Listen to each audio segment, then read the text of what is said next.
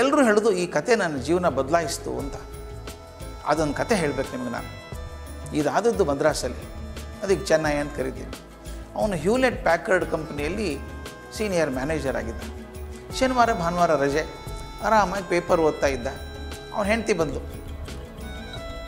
ನೋಡಿರಿ ನಿಮ್ಮ ಮುದ್ದಿನ ಮಗಳು ಏನು ಮಾಡ್ತಾಳೆ ಅಂದರು. ಇದು ಎಲ್ಲರ ಮನೇಲಿ ಆಗುವಂಥದ್ದೇ.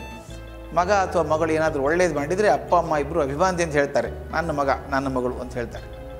ಅವನೇನೋ ಕೆಟ್ಟ ಕೆಲಸ ಮಾಡಿದ್ರೆ ನೋಡಿ ನಿಮ್ಮ ಮಗ ನಿಮ್ಮ ಮಗಳು ಅಂತಾರೆ. ಯಾವಾಗ ಹೆಂಡತಿ ಬಂದು ನಿಮ್ಮ ಮಗಳು ಅಂದೋ ಏನೋ ತಕರಾರು ಇದೆ ಅಂತ ಗೊತ್ತಾಯಿತು. ನೋಡ್ದ, ಆ ಹುಡುಗಿ ಅಳ್ತಾಯಿತ್ತು. ಮಗಳು ಸಣ್ಣ ಹುಡುಗಿ, 6 ವರ್ಷ ಹುಡುಗಿ ಅಳ್ತಾಯಿತ್ತು. ಯಾಕೆ ಅಳ್ತಾಳೆ ಇವಳು ಅಂತ ನೋಡಿದ. ಅವನಿಗೆ ಗೊತ್ತಾಯಿತು, ಅಮ್ಮ ಮೊಸರನ್ನ ಕಲಿಸ್ಕೊಂಬಂದಿದ್ದಾಳೆ. ಅಮ್ಮ ಮೊಸರನ್ನ ಕಲಿಸ್ಕೊಂಬಂದಿದ್ದಾಳೆ ಮಗುಗೆ ತಿನ್ನಬೇಕು ಅಂತ. ಆದರೆ ಮಗುಗೆ ಮೊಸರನ್ನ ಕಂಡ್ರೆ ಆಗೋಲ್ಲ. ಅಮ್ಮ ಮೊಸರನ್ನ ತಿನ್ನು ಅಂತ ಆಕೆ, ಆಮೇಲೆ ಮೊಸರನ್ನ ಬೇಡ ಅಂತ ಮಗಳು. ಅದೊಂಥರ ಕುಸ್ತಿ ನಡೆದಿತ್ತು. ಆಮೇಲೆ ಅಮ್ಮ ಹೇಳಿದರು, ಮೊಸರನ್ನ ತಿಂದೆ ಹೋದರೆ ನಿನಗೆ ಹಾಗೆ ಮಾಡ್ತೀನಿ ಅಂತ. ಅಳ್ತಾಯಿತ್ತು ಮಗು. ಅಪ್ಪ ಪೇಪರ್ ಇಟ್ಟ, ಮಗುನ ಪಕ್ಕ ಕೂತ್ಕೊಂಡ್ಬಿಟ್ಟು, ಅಮ್ಮ 2 ಚಮಚ ತಿಂದ್ಬಿಡು, ತಿಂದೆ ಹೋದ್ರಿ ಮಮ್ಮ ನಾನು ಬೈತಾಳೆ ಅಂತ. ಮಕ್ಕಳು ಭಾಳ ಬುದ್ಧಿವಂತರೀಗ. ಮಗು ಹೇಳ್ತಪ್ಪ 2 ಚಮಚ ಅಲ್ಲ, ಪೂರ್ತಿ ಬಟ್ಲನ್ನ ತಿಂದ್ಬಿಡ್ತೀನಿ, ಅದನ್ನು ಕೇಳಿದ್ದು ಕೊಡಿಸ್ತೀಯಾ ಅಂತ ಕೇಳಿದ್ವಿ. ಅಪ್ಪ ಭಾರಿ ಖುಷಿಯೊಳಗಿದ್ದ. ಕೊಡಿಸ್ತೀನಿ ಮಗಳೇ, ಏನು ಬೇಕಾದ ಕೇಳಿ ಕೊಡಿಸ್ತೀನಿ ಅಂದ. ಆಕೆ ಗೊತ್ತು ಅಪ್ಪ ಬರೀ ಮಾತಾಡ್ತಾರೆ, ಕೀಲಿಕೆ ಅಮ್ಮನ ಕಡೆ ಇದೆ ಅಂತ ಗೊತ್ತು. ಅಮ್ಮ ನೀನು ಪ್ರಾಮಿಸ್ ಮಾಡಬೇಕು, ಮೊದಲು ತಿನ್ನು ಆಮೇಲೆ ಕೊಡಿಸ್ತೀನಿ ಅಂತ ಅಮ್ಮ ಅದು. ಮಗು ಕಣ್ಣು ಒರೆಸ್ಕೊಂಡು ಇಡೀ ಬಟ್ಲನ್ನ ತಿಂತು. ಅಪ್ಪನಿಗೆ ಸಂಕಟಾಯಿತು. ಆಕೆ ಗೊತ್ತು ಪಾಪ ಮಗುಗೆ ಇಷ್ಟ ಇಲ್ಲ, ಮೊಸರನ್ನ ಇಷ್ಟ ಇಲ್ಲ, ಅದಕ್ಕೆ ಏನೋ ಬೇಕಾಗಿದೆ, ಅದರ ಆಸೆಗೋಸ್ಕರ ಮಗು ತಿಂದಿದೆ ಅಂತ ಗೊತ್ತಾಯಿತು. ಆತ ಹೋಗಿ ಸೋಫಾದ ಮೇಲೆ ಕೂತ್ಕೊಂಡ. ಮಗು ತಿಂದು ನೀರು ಕುಡಿದು ಕೈ ತೊಳ್ಕೊಂಡು ಬಂತು. ನಿಮ್ಮ ಕಣ್ಣು ಮುಂದೆ ಚಿತ್ರ ಬರ್ತದೆ. ಆ ಹುಡುಗಿ ಓಡಿ ಬಂದು ಅಪ್ಪನ ತೊಡೆ ಮೇಲೆ ಹಾರಿ ಕೂತ್ಕೊಳ್ತು. ಏನಾದರೂ ಬೇಕಾದ ಮಕ್ಕಳು ಭಾಳ ಚೆನ್ನಾಗಿರ್ತಾರೆ. ತನ್ನ ಪುಟ್ಟ ಕೈಗಳನ್ನು ಅಪ್ಪನ ಕುತ್ತಿಗೆ ಸುತ್ತ ಹಾಕಿ, ಅಪ್ಪ ನಾ ಕೇಳಿದ್ದು ಕೊಡಿಸ್ತೀಯಾ ಅಂದು. ಇದೇ ಜಲ್ ಅಂದ್ಬಿಡ್ತೀವಿ ಅವನಿಗೆ. ಈ ದೊಡ್ಡ ಕೇಳಿದ್ರೆ ಏನು ಮಾಡೋದು? ಅಮ್ಮ ನಿಮ್ಮಪ್ಪ ಶ್ರೀಮಂತ ಅಲ್ಲ, ಸಣ್ಣದೇನಾದರೂ ಕೇಳು ಕೊಡಿಸ್ಬಿಡ್ತೀನಿ ಅಂದ. ಅಪ್ಪ ಇದು ಭಾಳ ಸಣ್ಣದಿದೆ, ಕಾಸ್ಟ್ಲಿ ಇಲ್ಲ ಅಂದು. ಹಂಗಾರೆ ಕೇಳು ಮಗಳೇ ಅಂದ. ಆ ಹುಡುಗಿ ಸ್ವಲ್ಪ ತುಂಬ ಎಚ್ಚರ ಆಯಿತು. ಎಲ್ಲರೂ ಸುತ್ತ ನನ್ನೇ ನೋಡ್ತಾ ಇದ್ದಾರೆ ಅಂತ. ಅಮ್ಮ, ಅಪ್ಪ, ಅಜ್ಜಿ 3 ಜನ ಇದ್ದರು. ಏನು ಕೇಳ್ತಾಳೆ ಇವಳು ಅಂತ ಹಿಂಗೆ ನೋಡ್ತಾ ಇದ್ರು. ಆ ಹುಡುಗಿ ಹೇಳಿದ್ದು, ಅಪ್ಪ ನಾಳೆ ಭಾನುವಾರ ಅಲ್ವಾ? ಹೌದಮ್ಮ ನಾಳೆ ಭಾನುವಾರ, ಕೇಳು ಚಿಂತೆ ಮಾಡಬೇಡ. ಆಗ ಹುಡುಗಿ ಹೇಳ್ತದೆ, ಅಪ್ಪ ನಾಳೆ ನನ್ನ ಸಲೂನಿಗೆ ಕರ್ಕೊಂಡು ಹೋಗಿ ನನ್ನ ತಲೆ ಬೋಳಿಸ್ಕೊಂಬ. ಅಮ್ಮ ಅಜ್ಜಿ ನೆಲ ಬಿಟ್ಟು 3 ಅಡಿ ಮೇಲೆ ಹರಿದ್ರು. ಹುಡುಗಿ ತಲೆ ಬೋಳಿಸ್ಕೊಳ್ಳೋದು ಅಂದ್ರೆ ಏನು ಅಸಹ್ಯ, ಹೆಚ್ಚೆಚ್ಚು ಆಗಲ್ಲ ಅಂದರು. ಅಪ್ಪ ಕೇಳಿದೆ, ಯಾಕೆ ತಲೆ ಬೋಳಿಸ್ಕೊತೀಯ ನೀನು ಅಂದ. ನನಗೆ ಗೊತ್ತಿಲ್ಲ, ನಾನು ಬೇಕು ತಲೆ ಬೋಳಿಸ್ಕೊತೀನಿ. ಅಪ್ಪ ಅಂದ, ಚೆನ್ನಾಗಿ ಕಾಣಿಸಲ್ಲ ಮಗು, ಗುಂಡು ಮುಖ, ದೊಡ್ಡ ಕಣ್ಣು, ಉದ್ದು ಕೂದಲು ಚೆಂದ ಅಲ್ವಾ, ಹುಡುಗಿ ತಲೆ ಬೋಳಿಸ್ಕೊಂಡ್ರೆ ಚೆನ್ನಾಗಿರುತ್ತೆ ಅಂತ. ಇರುತ್ತೋ ಇಲ್ಲೋ ಗೊತ್ತಿಲ್ಲ, ನಾನು ಬೋಳಿಸ್ಕೋಬೇಕು. ಅಪ್ಪ ಆಗಲ್ಲ ಅಂದ. ಅಳೋಕ್ಕೆ ಶುರು ಮಾಡ್ತು ಹುಡುಗಿ. ಹತ್ಕೊಂಡು ಹೇಳಿದ್ದು, ಅಪ್ಪ ನನಗೆ ಹೇಳಿದ್ದೆ, ನೀನು ಹೋದ ವಾರ ಕತೆ ಹೇಳಿದ್ದಿ, ಹರಿಶ್ಚಂದ್ರನ ಕತೆ ಹೇಳಿದ್ದಿ. ಏನು ಹೇಳಿದಿ? ಒಂದು ಸಲ ಮಾತು ಕೊಟ್ಟರೆ ಹಾಗೆ ನಡ್ಕೋಬೇಕು ಅಂತ ಹೇಳಿಲ್ವಾ? ಈಗ ನೀ ಮಾತು ಕೊಟ್ಟಿದ್ದೆ ಕೊಡಿಸ್ತೀನಿ ಅಂತ. ಮತ್ತು ನಾನು ಕೇಳಿದ್ದು ಕಾಸ್ಟ್ಲಿ ಇಲ್ಲ, ಇದು ಬೆಲೆ ಇಲ್ಲ, ಅದಕ್ಕೆ ಮಾಡಿಸ್ಬೋದಲ್ಲ. ಅಪ್ಪ ಅಪೋಸಿಷನ್ ಪಾರ್ಟಿ ನೋಡ್ದ, ಹೆಂಡತಿ ಅತ್ತೆ ಆಯ್ತಪ್ಪ ನಾಳೆ ಮಾಡ್ತೀನಿ ಅಂದ. ಮನೇಲಿ ಜಗಳ ಆಗಿರಬೇಕು. ಮರುದಿವಸ ಬೆಳಗ್ಗೆ ಆ ಮಗುವನ್ನು ಕರ್ಕೊಂಡು ಹೋಗಿ ತಲೆ ಬೋಳಿಸ್ಕೊಂಡು ಬಂದು ಚಿತ್ರ ಕಾಣ್ತಾ ಇತ್ತು ಮಗು. ಮುಂದಿನ ಮರುದಿನ ಸೋಮವಾರ ಮಗು ಶಾಲೆಗೆ ಹೋಗಿ ರೆಡಿ ಆಯಿತು. ಒಳ್ಳೆ ಯೂನಿಫಾರ್ಮು, ಹೆಗಲಿಗೊಂದು ಚೀಲ, ಪುಸ್ತಕ ಚೀಲ, ವಾಟರ್ ಬಾಟ್ಲು, ಟಿಫಿನ್ ಕ್ಯಾರಿಯರು, ಬೋಳ್ತಲೆ. ಅಪ್ಪ ಕಾರಲ್ಲಿ ಕರ್ಕೊಂಡು ಹೋಗಿ ಮಗುನ ಶಾಲೆ ಹತ್ತಿರ ಬಿಟ್ಟ. ಆಕೆ ನಡ್ಕೊಂಡೋಗಿ ಗೇಟ್ ಹತ್ತಿರ ನಿಂತ್ಕೊಳ್ತು. ಒಳಗೆ ಹೋಗು ಆಕೆ ನೋಡೋಕ್ಕಾಗ್ತಾ ಇಲ್ಲ ಅವನಿಗೆ. ಒಳಗೆ ಹೋಗು ಅಂದ. ಇಲ್ಲಪ್ಪ ನನ್ನ ಫ್ರೆಂಡ್ ಬರ್ತಾನೆ, ಕಾಯ್ತೀನಿ ಅಂದು.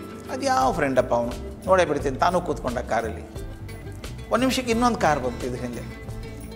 ಅದರಿಂದ ಹುಡುಗ ಇಳಿದ, ಪುಟ್ಟ ಹುಡುಗ, ಇದೇ ವಯಸ್ಸಿನ ಹುಡುಗ, ಅದೇ ಥರದ ಯೂನಿಫಾರ್ಮು, ಅದೇ ಥರದ ಚೀಲ, ಅದೇ ಥರದ ವಾಟರ್ ಬಾಟ್ಲು, ಟಿಫಿನ್ ಕ್ಯಾರಿಯರು, ಅವನದು ಬೀಳ್ತಲೆ. ಆ ನನ್ನ ಹುಡುಗ ನಡ್ಕೊಂಡು ಹೋಗಿ ಹುಡುಗಿ ಹತ್ರ ಮಾತಾಡ್ತಾ ಇದ್ದ. ಇವನಂದ, ಶಾಲೆ ಯೂನಿಫಾರ್ಮ ಚೇಂಜ್ ಆಯಿತು ಏನೋ, ಯಾಕೆ ಇದು ಇಬ್ಬರು ತಲೆ ಬೋಳಿಸ್ಕೊಂಡಿದ್ದಾರೆ ಇವರು ನೋಡ್ತಾ ಇದ್ದ. ಆಗ ಹಿಂದಿನ ಕಾರಲ್ಲಿ ಒಬ್ಬರು ಮಹಿಳೆ ಕಾರ್ ಓಡಿಸ್ಕೊಂಬಂದ್ರಲ್ಲ, ಆಕೆ ಹೊರಗೆ ಬಂದರು. ಆಕೆ ಕಣ್ಣಲ್ಲಿ ನೀರಿತ್ತು. ಆಕೆ ನಿಧಾನಕ್ಕೆ ಇವನ ಕಡೆ ಬಂದರು, ಹುಡುಗಿ ಅಪ್ಪನ ಕಡೆ. ಕೈ ಮುಗಿದು, ಸರ್ ಆ ಹುಡುಗಿ ನಿಮ್ಮ ಮಗಳ ಅಂತ ಕೇಳಿದ್ರು. ಹೌದು ನನ್ನ ಮಗಳಕ್ಕೆ ಅಂತ. ತಕ್ಷಣ ಆಕೆ ಹೆಣ್ಮಗಳು ಹೇಳಿದರು, ಸರ್ ಮಗಳಲ್ಲ ಸರ್, ಅದು ಎಷ್ಟು ಜನ್ಮ ನೀವು ದೇವರನ್ನು ಪ್ರಾರ್ಥನೆ ಮಾಡಿದ್ರೋ ಗೊತ್ತಿಲ್ಲ, ಭಗವಂತ ನಿಮಗೊಬ್ಬ ದೇವತೆಯನ್ನು ಕರುಣಿಸಿದ್ದಾನೆ, ಆ ಮಗು ಅಲ್ಲ ಸರ್, ದೇವತೆ ಯಾಕೆ ಅಂತ. ಇವನು ಆಕೆನ ಮಾತೇ ಕೇಳಿಸ್ಕೊತಾ ಇಲ್ಲ. ಅಲ್ಲ ರೀ, ಆ ಹುಡುಗ ನಿಮ್ಮ ಮಗನ ಅಂತ ಕೇಳ್ದ. ಹೌದು ಒಂದು. ಏನು ವಿಚಿತ್ರ ನೋಡ್ರಿ ಅಂದವನು. ಶನಿವಾರ ದಿವಸ ನನ್ನ ಮಗಳು ಹಠ ಹಿಡಿದ್ಲು ಅಂತ ಹೇಳಿ ನಿನ್ನೆ ಭಾನುವಾರ ಹೋಗಿ ಆಕೆ ತಲೆ ಬೋಳಿಸ್ಕೊಂಡ್ಬಂದೆ. ಈಗ ನೋಡಿದ್ರೆ ನಿಮ್ಮ ಹುಡುಗನೂ ಹಾಗೆ ಮಾಡಿದ್ದಾನೆ, ಏನು ವಿಶೇಷ ಅಂತ ಕೇಳಿದ. ಮೊದಲೇ ಆ ತಾಯಿ ಅಳ್ತಾ ಇದ್ರಲ್ಲ, ಈತ ಹಿಂಗೆ ಕೇಳಿದ ತಕ್ಷಣ ನೆಲದ ಮೇಲೆ ಕೂಸೋದು ಕುಳಿತು ಬಿಕ್ಕಿ ಬಿಕ್ಕಿ ಅಳೋಕೆ ಶುರು ಮಾಡಿದ್ರು. ಇವನಿಗೆ ಗಾಬರಿ ಆಯಿತು. ಸಾರಿ, ನಾನು ತಪ್ಪು ಹೇಳಿದ್ದೆ, ಏನಾದರೂ ಮನಸ್ಸಿಗೆ ನೋವಾಯ್ತಾ ಅಂತ. ಏನಿಲ್ಲ ಸರ್, ನನಗೆ ತಡ್ಕೊಳ್ಳೋಕ್ಕಾಗಲಿಲ್ಲ ಭಾವನೆಗಳನ್ನು, ಕ್ಷಮಿಸ್ಬೇಕು ಅಂತ ಕಣ್ಣು ಒರೆಸ್ಕೊಂಡು ಹೇಳಿದ್ರಾಕೆ. ಆತ ನನ್ನ ಒಬ್ಬನೇ ಮಗ ಸರ್, ಹುಟ್ಟಿದ್ದು ಒಂದೇ ಅದು. 3 ವರ್ಷ ಕೆಳಗೆ ಜ್ವರ ಬರ್ತಾಯಿತ್ತು ಅವನಿಗೆ. ಔಷಧಿ ಕೊಡಿಸಿದ್ವಿ, ಕಮ್ಮಿ ಆಗ್ತಾಯಿತ್ತು. ಈಗ ಒಂದು ವರ್ಷದಿಂದ ತುಂಬ ಜಾಸ್ತಿ ಆದಾಗ ಡಾಕ್ಟ್ರ್ ಕಡೆ ಪರೀಕ್ಷೆ ಮಾಡಿದಾಗ ಹೇಳ್ತಾರೆ, ನಿಮ್ಮ ಮಗನಿಗೆ ರಕ್ತದ ಕ್ಯಾನ್ಸರ್ ಇದೆ, ಇನ್ನು ಬದುಕೋದು ಜಾಸ್ತಿ ಇಲ್ಲ. ಅವನು ಭಾಳ ಹೆಚ್ಚು ಅಂದರೆ ಇನ್ನೊಂದು 2 ತಿಂಗಳು 3 ತಿಂಗಳು ಬದುಕ್ತಾನೆ. ಅವನಿಗೆ ಕೆಮೊಥೆರಪಿ ಟ್ರೀಟ್ಮೆಂಟ್ ಶುರು ಮಾಡಬೇಕು ಅಂತ ಹೇಳಿದ್ದಾರೆ. ನಮ್ಗೆ ಗಾಬರಿ ಆಗೋಯ್ತು ಸರ್. ಕೆಮೊಥೆರಪಿ ಟ್ರೀಟ್ಮೆಂಟ್ ಕೊಡ್ತಾ ಇದ್ದೀವಿ. ಆ ಡಾಕ್ಟ್ರ್ ಹೇಳಿಬಿಟ್ರು, ನಿಮ್ಮ ಮನೇಲಿ ಅತಿಥಿ ಇದ್ದಂಗೆ ಇರ್ತಾನೆ, ಅವನು ಯಾವಾಗ ಬೇಕಾದರೂ ಹೋಗ್ಬೋದು, ಸಿದ್ಧ ಆಗಿರಿ, ಮಾನಸಿಕವಾಗಿ ಸಿದ್ಧ ಆಗಿ ಅಂತ ಹೇಳಿದರು. ಕೆಮೊಥೆರಪಿ ಮುಗಿಸ್ಕೊಂಬಂದಾಗ ತುಂಬ ಕಷ್ಟಪಡ್ತಾನೆ ಹುಡುಗ.